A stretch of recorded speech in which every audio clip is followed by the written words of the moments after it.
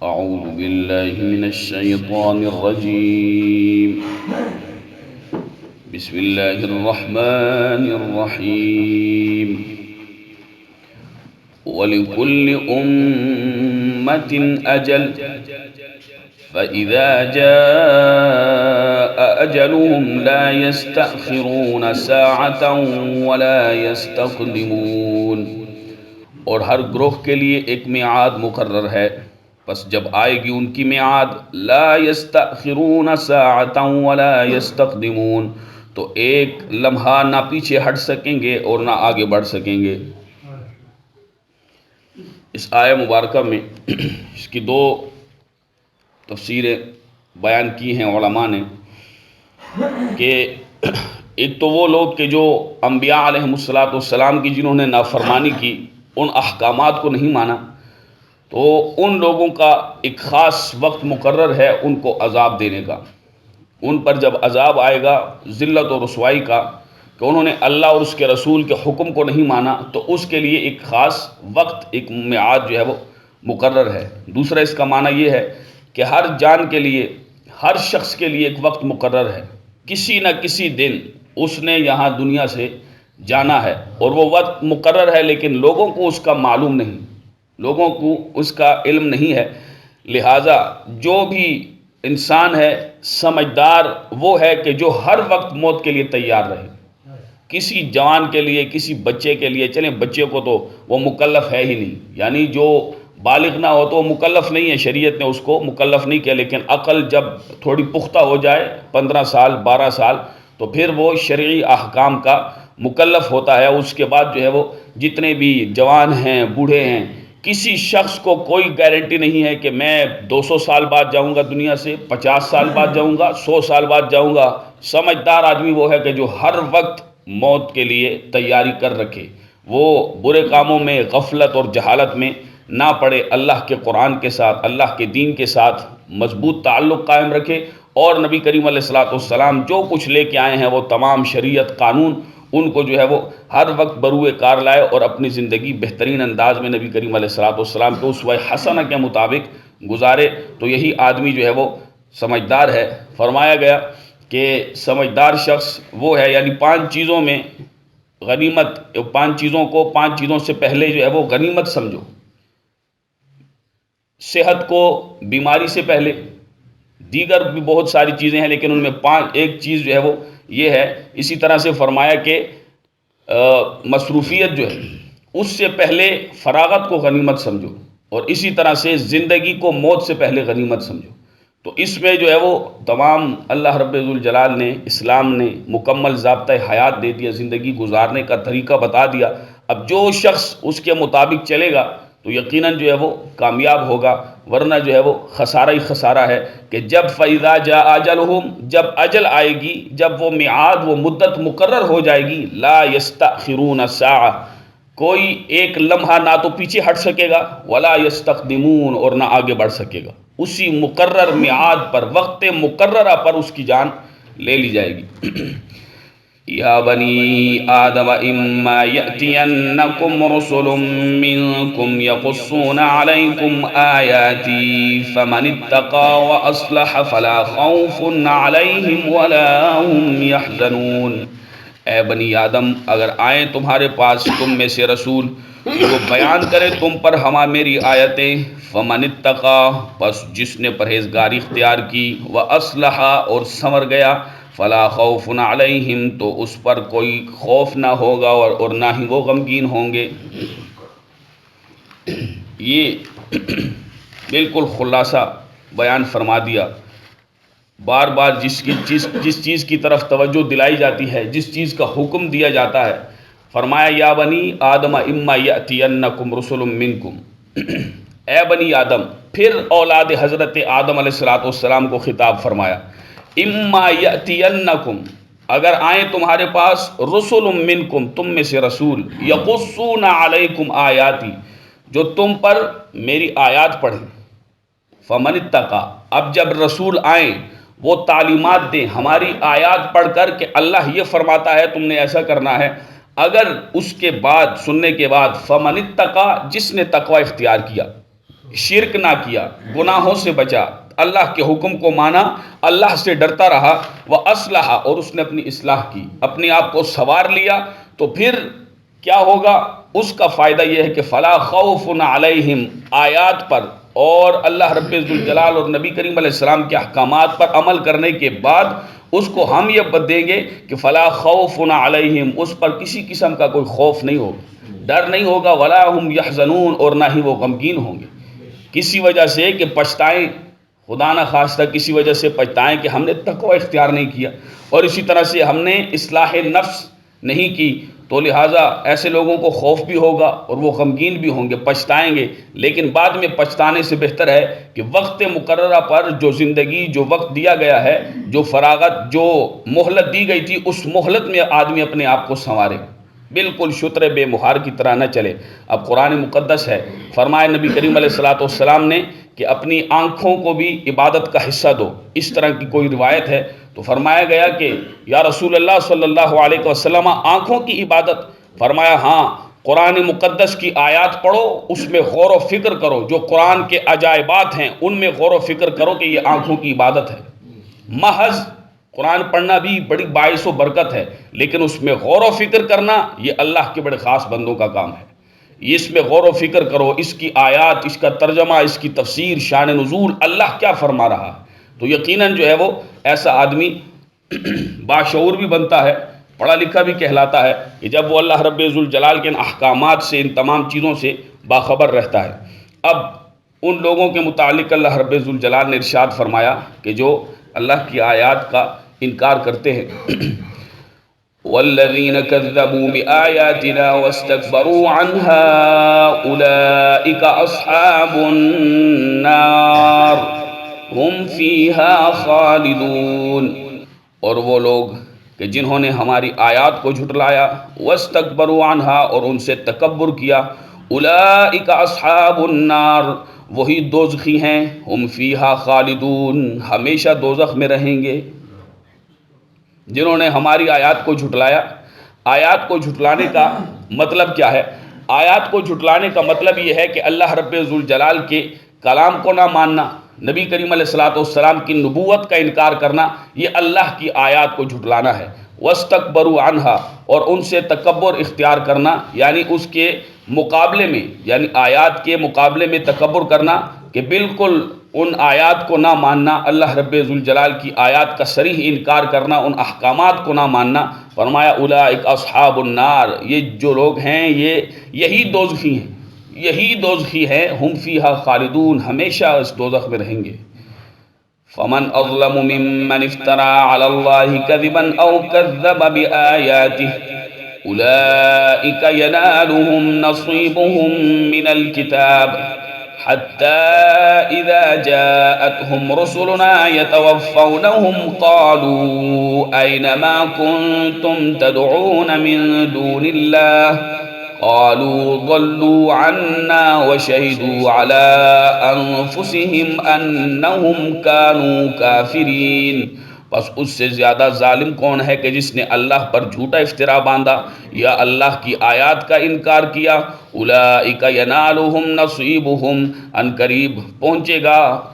گا ان کو ان کا حصہ جو ان کے مقدر میں لکھا گیا ہے، حتیٰ جب آئیں گے یہاں تک کہ ہمارے بھیجے ہوئے فرشتے ان کی روح قبض کرنے، قالوا تو کہیں گے اینما کنتم تدعون من دون اللہ، کہاں ہیں وہ کہ جن کو تم اللہ کے سوا جن کی تم عبادت کرتے تھے، قالوا وہ کہیں گے ضلوا گم گئے ہم سے، وشہدوا اور گواہی دیں گے اپنی جانوں پر انہم کانوا کافرین کہ وہ کافر تھے۔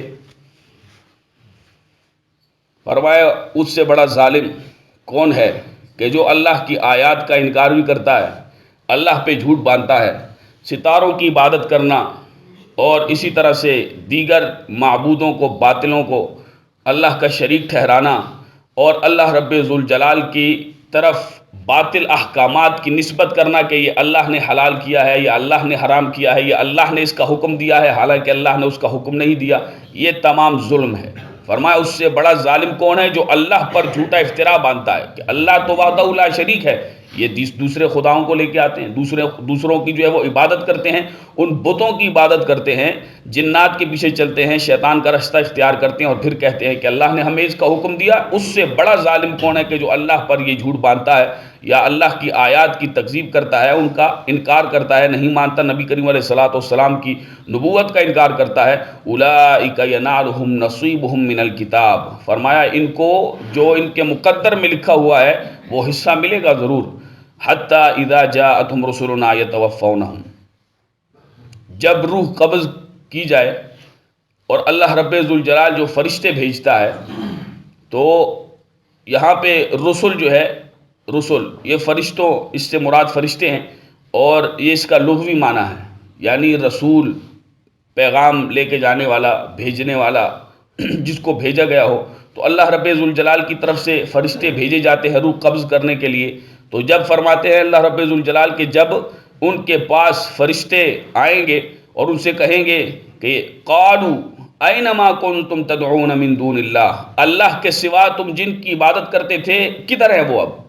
کہاں ہیں، اب آئیں تمہیں بچائیں، تمہاری جان بچائیں، ان سختیوں سے تمہاری جان چھڑائیں۔ تو وہ کیا کہیں گے؟ ضلوا عنا وشہدوا علی انفسہم، وہ کہیں گے کہ وہ تو ہم سے دنیا میں گم گئے، وہ تو گم گئے ہیں اور وہ ہم سے جو ہے وہ کھو گئے ہیں۔ وشہدوا علی انفسہم، اور یہ جو اللہ کی سوا بتوں کی عبادت کرتے تھے، وشہدوا علی انفسہم، اپنی جانوں پر اس بات کی گواہی دیں گے کہ ہاں ہم کافر تھے، انہم کانوا کافرین، کہ ہاں وہ کافر تھے۔ یہاں پر بھی مغالطہ نہ لگے کہ جب کوئی بد مذہب کوئی آیت پڑھے اینما کنتم تدعون من دون اللہ، کہاں ہے نعوذ باللہ من ذالک وہ نبی ولی جن کو تم پکارتے تھے؟ یہ پکار نہیں ہے بھائی، یہ عبادت ہے، وہ بتوں کی عبادت کرتے تھے۔ تدعونا یدعونا کا معنی ہر جگہ پہ پکار نہیں ہوتا، اگر ایسا ہو تو اللہ کے انبیاء نے اپنی قوموں کو پکارا ہے، خدا نہ خواستہ تم وہاں کیا ترجمے کرو گے؟ یا ایھا الکافرون، قل یا ایھا الکافرون، اے حبیب ان کافروں کو، اے کافرو، ان کو خطاب کیجئے، اے کافرو۔ تو اب یا ایھا الکافرون، کیا نعوذ باللہ من ذالک، اگر تم ہر پکار کو عبادت کا معنی یا ہر پکار کو شرک کہو، تو یہاں یا ایھا الکافرون جب اللہ رب ذوالجلال نے فرمایا کہ اے محمد مصطفیٰ صلی اللہ علیہ وسلم آپ جو ہے وہ ان کافروں کو پکارے، ان کو پکارے، تو کیا نعوذ باللہ اللہ نبی کریم علیہ السلام کو ان کی عبادت کا حکم دے رہا ہے کہ کافروں کی عبادت کریں؟ تو پھر کیا مطلب ہوگا ان آیات کا؟ اس قسم کے یہ غلط ترجمے اور غلط تفسیر بیان کر کے قرآن کے محمل کے ساتھ نہ تو ظلم کرو اور نہ ہی قرآنی آیات کی غلط تفسیر بیان کرو۔ تدعون یدعون کا معنی، حالانکہ آگے فرمایا قل یا ایھا الکافرون، اے حبیب فرما دیجئے اے کافرو، لا اعبد ما تعبدون، میں ان کی عبادت ہی نہیں کرتا جن کو تم پوجتے ہو۔ ساتھ ہی یہ فرما دیا، تو ہر جگہ یہ پکار شرک نہیں، یہ جو ہے تدعون کا جو معنی ہے یہ ہے عبادت، کہ تم کہاں ہیں وہ جن، کیونکہ وہ سارے بتوں کی عبادت کرتے تھے، کہاں ہیں تمہارے وہ معبود جن کو تم بہت بڑا وہ کہتے تھے کہ یہ ہمیں بچائیں گے، حالانکہ وہ اپنے آپ سے مکھی نہیں اڑا سکتے، کہاں ہیں اب؟ تو وہ کہیں گے کہ ضلوا عنا، کھو گئے ہم سے، گم ہو گئے، اور اپنی جانوں پر اس بات کی گواہی دیں گے کہ ہاں ہم کافر تھے۔ پھر اللہ کیا فرمائے گا؟ قال ادخلوا في قد خلت من قبلكم من الجن والإنس في النار كلما دخلت لعنت أختها حتى إذا اداركوا فيها جميعا قالت أخراهم لأولاهم ربنا هؤلاء أضلونا فآتهم عذابا ضعفا من النار قال لكل ضعف ولكن لا تعلمون۔ اللہ فرمائے گا ادخلوا، داخل ہو جاؤ، نار جہنم میں، جہنم کی آگ میں داخل ہو جاؤ، انسانوں اور جنوں کی دوزخی جماعتوں کے ساتھ شامل ہو کر جو تم سے پہلے گزر گئیں۔ کلما دخلت لعنت اختها، جب بھی کوئی گروہ، جب بھی دوزخی کوئی جماعت داخل ہوگی تو اپنی جیسی دوسری جماعت پر لعنت کرے گی۔ حتی اذا ادارکوا فیہا جمیعا، یہاں تک کہ جب سب کے سب جہنم میں داخل ہو جائیں گے۔ قالت اخراہم لأولاہم، تو ان کے پہلے پچھلوں سے کہیں گے ربنا ہؤلاء اضلونا، اے ہمارے رب انہوں نے ہمیں گمراہ کیا، فآتہم عذابا ضعفا من النار، ان کو جہنم کا دگنا عذاب دے۔ قال اللہ فرمائے گا لکل ضعف، ہر ایک کے لیے دگنا عذاب ہے، ولکن لا تعلمون، اور لیکن تم نہیں جانتے۔ اللہ اکبر۔ جتنے بھی یہ کافر ہیں، مشرک ہیں، یہودی ہیں، عیسائی ہیں، سب کے سب فرمایا کہ اللہ ارشاد فرمائے گا ادخلوا، داخل ہو جاؤ، جتنی بھی جماعتیں ہیں جنات کی،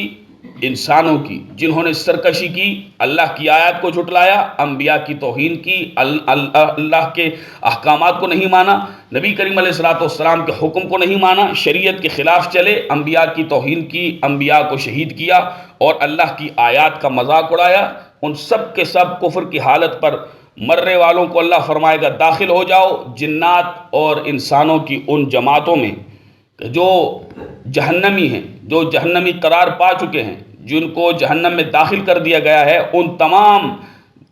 جماعتوں میں شامل ہو کے تم بھی داخل ہو جاؤ سب کے سب جہنم میں جو کفر پہ مرے ہو۔ کلما دخلت، اللہ نے ارشاد فرمایا جب بھی کوئی جماعت دوزخ میں داخل ہوگی، لعنت اختہا، تو وہ اپنی جیسی جماعت کی، اپنی جیسی جماعت کو لعنت بھیجے گی۔ کافر، عیسائی، مشرک، یہودی یہودیوں کو لعنت بھیجیں گے، عیسائی عیسائیوں پہ لعنت بھیجیں گے، مشرک اسی طرح سے مشرکوں پر، جتنا یہ بے دین طبقے ہیں، شریعت اسلام کے خلاف ہیں، جتنے بھی یہ کفر پہ مریں گے، جن کو ہدایت نصیب ہی نہیں ہوئی، سب کے سب ایک دوسرے پر لعنت بھیجیں گے۔ حتیٰ اذا ادارکوا، اللہ نے فرمایا کہ جب یہ سب کے سب داخل ہو جائیں گے، فیہا جمیعاً، جہنم میں اکٹھے جب سب داخل ہو جائیں گے، قالت اخراہم لاولاہم، تو ان کے پہلے جو ہیں وہ پچھلوں سے کہیں گے کہ اے ہمارے رب، اضلونا، انہوں نے ہمیں گمراہ کیا، فآتہم عذابا ضعفا من النار، ان کو دوزخ کا، نار کا، جہنم کا دگنا عذاب دے۔ اللہ فرمائے گا تم سب کے سب برابر ہو، لکل ضعف، ہر ایک کے لیے دگنا عذاب ہے، صرف ان کے لیے نہیں، تم سب کے لیے دگنا عذاب ہے، لیکن تم ایک دوسرے کے عذاب کو جانتے نہیں ہو۔ وقالت اولاهم لاخراهم فما كان لكم علينا من فضل فذوقوا العذاب بما كنتم تكسبون، اور اللہ فرمائے گا اور وہ کہیں گے ان کے پچھلے اگلوں سے، فما كان لكم علينا من فضل، ہم پر تمہیں کوئی فضیلت نہ ہوئی، فذوقوا العذاب، پس چکھو عذاب، اس وجہ سے کہ جو تم کچھ کرتے رہے۔ اب جتنے بھی یہ صیغے ہیں یہ ماضی کے صیغے بیان فرمائے گئے۔ گزشتہ آیتوں میں بھی قال ادخلوا، قال، یہ صیغہ ماضی ہے، صیغہ واحد مذکر غائب ہے، فعل ماضی مطلق ہے۔ ماضی مطلق اور ترجمہ اس کا یا اس سے مراد اس کا مفہوم وہ مستقبل لیا گیا ہے، یعنی جہنم میں جب داخل ہوں گے تو وہ تو زمانے مستقبل میں آئندہ آئے گا، تمام قیامت کی یہ نشانیاں رونما ہوں گی، اور اس کے بعد جو ہے وہ سب حضرت عیسیٰ علیہ السلام تشریف لائیں گے، خروج دجال ہوگا، دابۃ الارض آئے گا، اور اسی طرح سے دیگر یاجوج و ماجوج نکلیں گے، اور یہ تمام چیزیں، یہ سلسلہ بنے گا، اور اس کے بعد جو ہے وہ قیامت، اور قیامت کے بعد جزا و سزا، سارا حساب کتاب ہوگا، اور سب کو جو ہے وہ پھر ان کو جنہوں نے اچھے اعمال کیے، اچھا عقیدہ تھا، ان کو جنت میں داخل کیا جائے گا، جہنم میں۔ تو وہ سارے کا سارا، اس سارے معاملے کا تعلق مستقبل کے ساتھ ہے، آئندہ زمانے کے ساتھ ہے، تو اس کے لیے ماضی کا صیغہ کیوں استعمال کیا گیا؟ ایک بڑی خاص بات ہے، اس پہ توجہ کیجئے گا۔ قالا، اوپر قالا فرمایا، نیچے قالت فرمایا، یہ نیچے واحد مؤنث غائب کا صیغہ ہے، یہ بھی فعل ماضی مطلق معروف ہے، قال یقول قولا سے، تو اسی طرح سے کہ چونکہ جمع کے لیے یہ مؤنث کا صیغہ استعمال کیا جاتا ہے، تو ماضی کا صیغہ مستقبل کے لیے اس لیے استعمال کیا کہ جیسے ماضی میں کوئی گزرا ہوا کام، یا ماضی میں کوئی کیا ہوا کام، یا ماضی میں کوئی ایسا واقعہ ہوا ہو تو وہ ایسا یقینی ہوتا ہے کہ اس میں ذرا برابر بھی شک نہیں ہوتا۔ مثال کے طور پہ کوئی آدمی کہے کہ میں نے کل نماز پڑھی تھی، یا میں کل آپ سے ملا تھا، تو بالکل پکی اور یقینی بات ہوتی ہے کہ ہاں میں کل یہی تھا، میں نے کل یہ کیا تھا، کسی قسم کی تو ماضی میں جو بات، جو واقعہ گزرا ہو تو وہ یقینی ہوتا ہے۔ تو اسی طرح سے اللہ نے صیغہ ماضی استعمال کر کیا مستقبل کے لیے، قیامت کے لیے، کہ یاد رکھو کہ جو منکر ہیں بعث بعد الموت کے یا قیامت کے دن کے، یہ ایسے ہی یقینی ہے جیسے ماضی میں گزری ہوئی باتیں یقینی ہیں۔ یہ ماضی کا صیغہ استعمال اس لیے کیا تو یہ فرمائے کہ قال، اللہ فرمائے گا، حالانکہ اس کا معنی ہوتا ہے قال، فرمایا اس ایک آدمی نے، فرمایا اس نے، یا فرمایا اللہ نے، تو یہ ہے یہاں پہ معنی استقبال کا کیا ہے کہ قال فرمائے گا اللہ، داخل ہو جاؤ سب کے سب، جتنے بھی کافر ہو سب داخل ہو جاؤ۔ تو اسی طرح سے نیچے بھی ارشاد فرمایا وقالت اولاہم لاخراہم، ان کے پچھلے اب جو ہے وہ جو پیشوا ہوں گے وہ اپنے ان لوگوں کو کہیں گے جن کو انہوں نے گمراہ کیا، کیا کہیں گے؟ فما کان لکم علینا من فضل، تمہیں ہم پر کوئی فضیلت نہیں ہوئی، سب کے سب ہم عذاب میں برابر ہیں، تم بھی عذاب میں برابر ہو، جو ذلت اور رسوائی کا عذاب تمہیں ملا ہے اس میں تم اور ہم سب جو ہے وہ برابر ہے۔ فذوقوا العذاب، پس چکھو اب عذاب، کس وجہ سے؟ بما کنتم تکسبون، اس وجہ سے بسبب ان کاموں کے جو تم کرتے رہے، اللہ کی نافرمانی کرتے رہے ہو، شریعت کے مخالف چلتے رہے ہو، اور یہ جتنے بھی تم نے برائیاں کی ہیں، کفریہ عقائد تم نے یہ ان کو اپنایا تھا، ان سب کی وجہ سے، ان سب کے سبب اب تم دوزخ کا یہ ذلت اور رسوائی والا عذاب چکھو۔ اللہ رب ذوالجلال ہم سب کو عمل کی توفیق نصیب فرمائے اور بدراہی سے، برے خاتمے سے ہم سب کو محفوظ رکھے۔ وما علیہ الا البلاغ المبین۔